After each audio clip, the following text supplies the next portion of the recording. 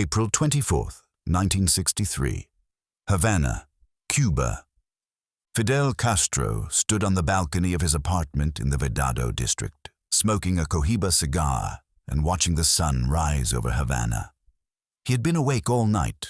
Insomnia was a constant companion these days, thinking about the latest intelligence report from his security chief. The CIA had tried to kill him again, this time with a poisoned wetsuit that was supposed to be given to him as a gift by James Donovan, the American lawyer who had negotiated the release of Bay of Pigs prisoners. The plot had been discovered before the wetsuit was delivered, the contaminated diving gear destroyed, and once again Fidel Castro was alive. While somewhere in Langley, Virginia, CIA operatives were probably trying to explain to their superiors how they had failed yet again. Castro took a long drag from his cigar and smiled. How many times now? 15, 20. He had lost count of the assassination attempts. There had been the exploding cigars, the poisoned pills hidden in a cold cream jar, the toxic bacteria in his handkerchiefs, the sniper rifles, the bombs, the poisoned milkshakes. The Americans were nothing if not creative, but they were also incompetent. Or perhaps he was just lucky. Or perhaps, and this was what Castro increasingly believed, destiny had chosen him for something greater, and no amount of American plotting could change that. His bodyguard, José Pepín Naranjo, appeared in the doorway. "Comandante, the Security Council is assembled. They're waiting for you." Castro nodded and stubbed out his cigar. It was time to address this latest attempt, to decide how to respond, and perhaps most importantly, to craft the message he would deliver to the Cuban people and the world.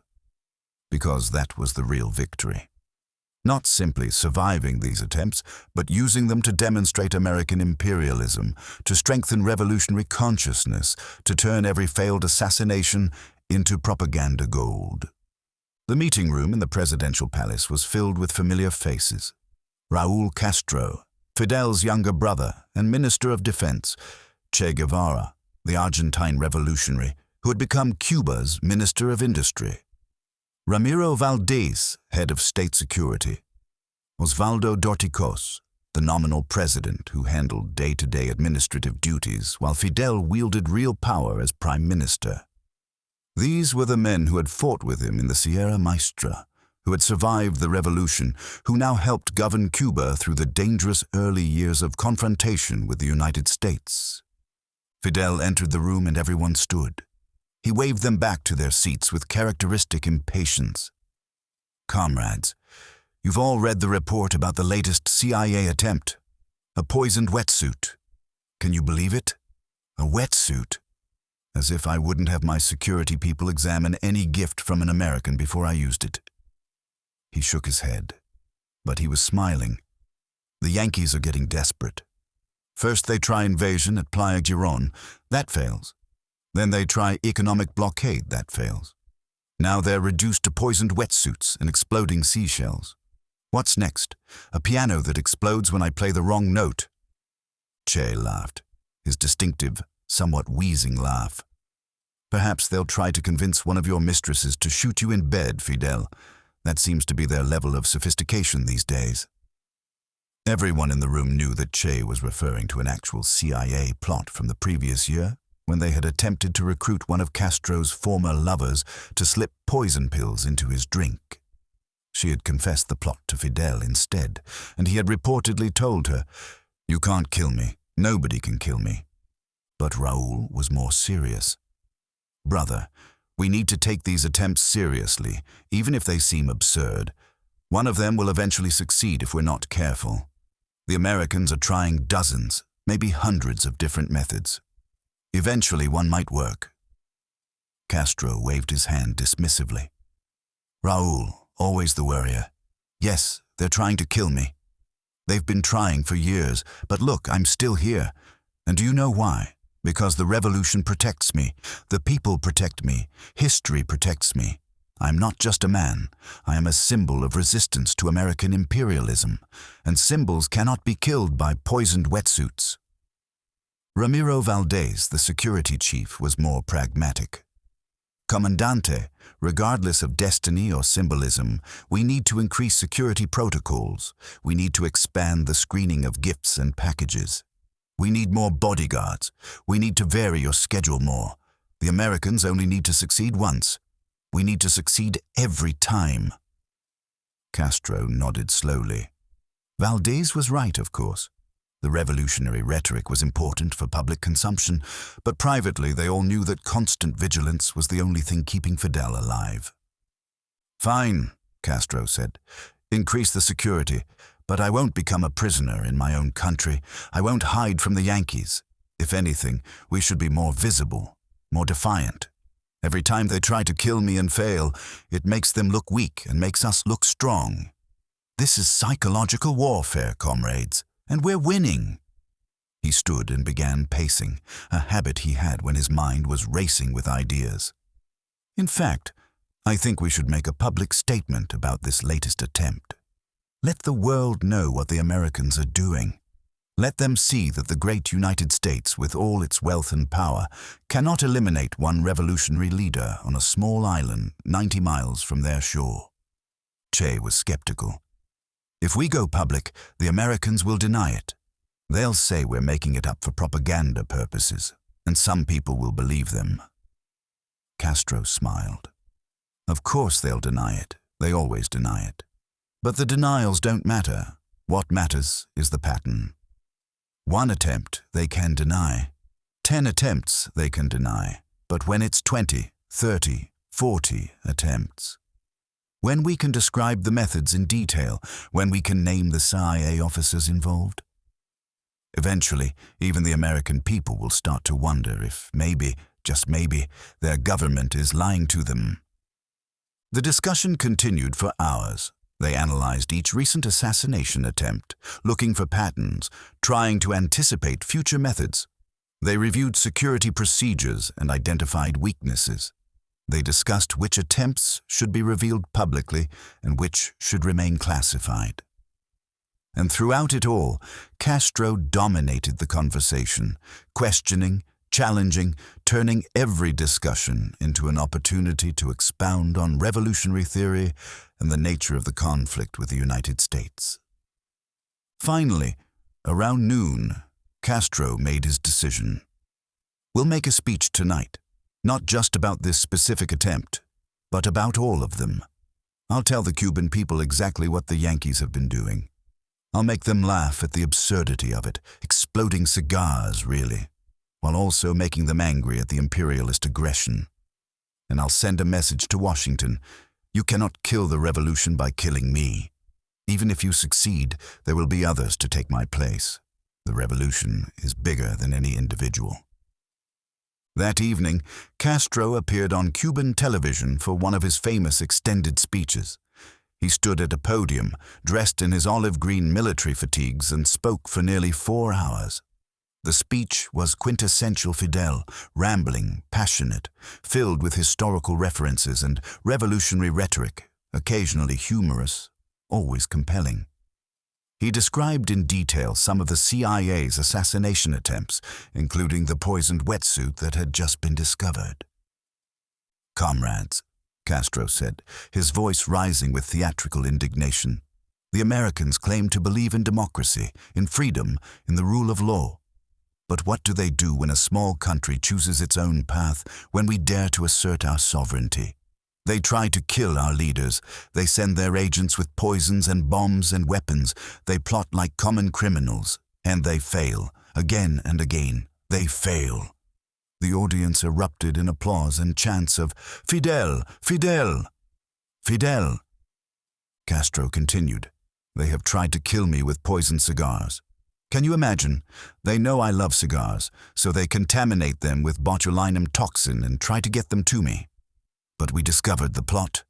They have tried to put thallium salt in my shoes to make my beard fall out, because apparently they think if I lose my beard, I'll lose my power. They have tried explosives, poisons, snipers. They have spent millions of dollars, recruited dozens of agents, planned hundreds of operations. And yet here I stand before you, very much alive." The crowd roared its approval. Castro paused for dramatic effect, taking a sip of water. But let me be clear about something, compañeros. These attempts do not frighten me. They do not make me want to hide or compromise or surrender. On the contrary, they make me more determined. Because every failed assassination attempt is proof that the revolution cannot be stopped by bullets or poison. The revolution lives in the hearts of the people, not in the body of one man. Kill me if they can, and they cannot, but the revolution will continue. In the days that followed, Castro's speech was broadcast and rebroadcast throughout Cuba and Latin America. Foreign journalists requested interviews to ask about the assassination attempts. Castro granted several of these interviews, each time elaborating on the CIA's plots with a mixture of amusement and outrage. To a French journalist, he said, "The Americans are obsessed with me. They spend more time thinking about how to kill Fidel Castro than they do thinking about how to help their own poor people. It's pathological." To a British reporter, he expanded on his theory of why the attempts kept failing. "I believe in destiny. I believe that history has a purpose, and that my role in history is not yet finished. The Americans can try 1,000 times, and they will fail 1,000 times, because I'm protected by something greater than bodyguards or security systems. I'm protected by the will of the people and the inevitability of revolutionary change." But in private conversations with his inner circle, Castro was more analytical and less mystical. "We need to understand why they keep trying," he told Che one evening as they shared drinks in Castro's apartment. "It's not just about eliminating me personally. It's about sending a message to revolutionary movements everywhere. Challenge American power, and you will be killed. They want to make an example of me, but instead, every time they fail, they make an example of their own weakness." Che nodded thoughtfully. "The problem for them is that assassination is a tactic, not a strategy. Even if they kill you, what changes? Raúl takes over. The revolution continues. The Americans would still face the same challenge, a socialist state 90 miles from Florida. They've built up this mythology that you personally are the problem, that if they just eliminate Fidel Castro, everything will return to normal. But it won't. Too much has changed. You can't put the revolution back in the bottle." Castro smiled. "Exactly. And that's what I need to keep explaining to people. I'm not the revolution. I'm simply one voice, one leader. The revolution is millions of Cubans who refuse to accept domination by foreign powers, who demanded dignity and justice and sovereignty. You can't kill that with a poisoned wetsuit or an exploding cigar." Over the following weeks and months, Castro continued to reference the assassination attempts in his speeches and interviews. He developed several standard responses that he would use repeatedly. When asked if he feared for his life, he would respond, "I've been living with death threats since I was in the Sierra Maestra. If I feared death, I would have surrendered long ago. But I don't fear death. I fear betraying the principles of the revolution." When asked how many attempts there had been, he would sometimes be vague, dozens, maybe hundreds, and sometimes specific, listing particular plots in detail. The inconsistency was deliberate.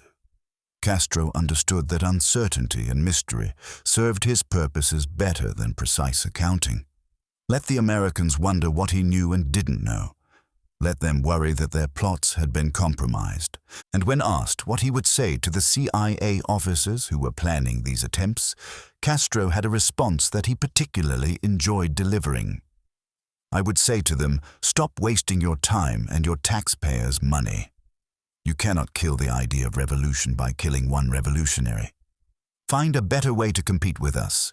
Build a better society. Help the poor. Create justice. But you won't do that because your system doesn't allow it. So instead, you resort to murder and terrorism, and you call us the criminals."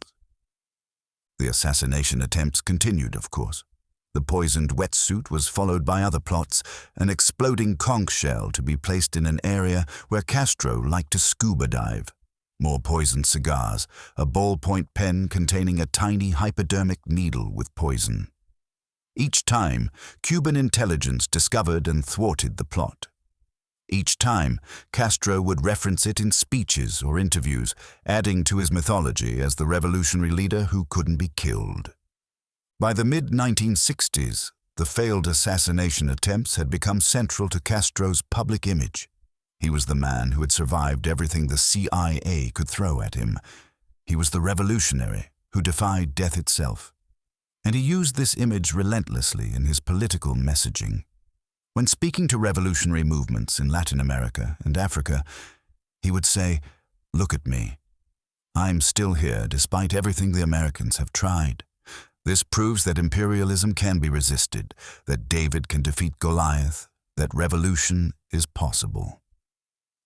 In his 1966 Tricontinental Conference speech, Castro devoted a section to the assassination attempts. The imperialists believe they can stop the tide of history by eliminating revolutionary leaders. They tried it with me. They failed. They will try it with others. They will fail again. Because revolution is not about personalities. It's about peoples. And you cannot assassinate a people.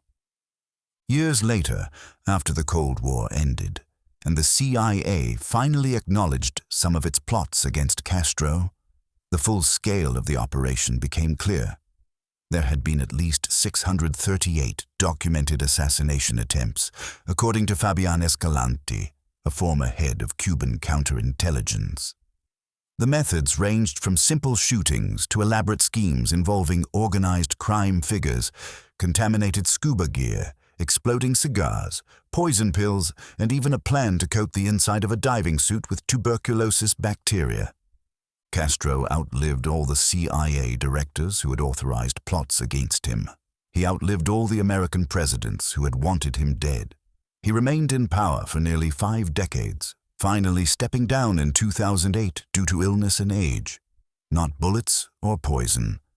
And when he died in 2016 at age 90, it was of natural causes, in his own country, surrounded by family. Looking back at that April morning in 1963, standing on his balcony and learning of yet another failed CIA plot, Castro's response had set the tone for how he would handle all future attempts. He would mock them, use them for propaganda, turn them into proof of American desperation and Cuban resilience. He would refuse to be intimidated or hidden away. He would make himself more visible, not less, daring the Americans to try again. "They can't kill me," he had told his advisors that morning. "History won't let them." Whether it was destiny, luck, good security, or simply the incompetence of his enemies, Castro's prediction proved accurate. After the CIA failed to kill him again with the poisoned wetsuit in April 1963, Fidel Castro said exactly what he would say after every subsequent attempt. "I'm still here. The revolution is still here, and we will outlast all our enemies." It was defiant, it was propaganda, and most remarkably, it was true.